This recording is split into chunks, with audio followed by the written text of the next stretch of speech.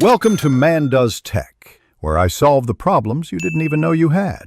You begin by preparing both devices.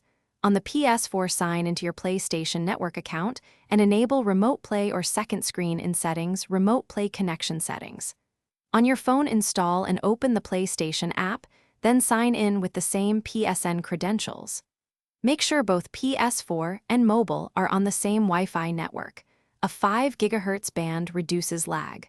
Once done, keep the Ps4 powered on or in rest mode and move to pairing from the app so the devices can discover each other. You now pair the devices. In the PlayStation app, tap Connect to Ps4, then Add Device. If the Ps4 shows an 8-digit code on screen, type that into the app, otherwise accept automatic discovery when the phone finds your console. This step authorizes the app to control your Ps4 and access status info, so grant any requested permissions. Make sure your Ps4 remote play setting allows connections and that the console is set to stay connected in rest mode. This avoids repeated reauthorization during future connections. You finish by testing.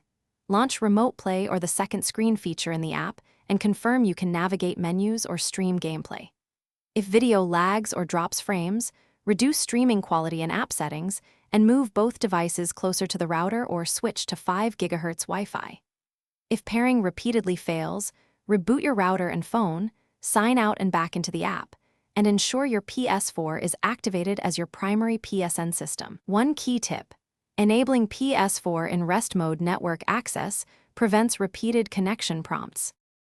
Thanks for watching. If you found this helpful, don't forget to like and subscribe.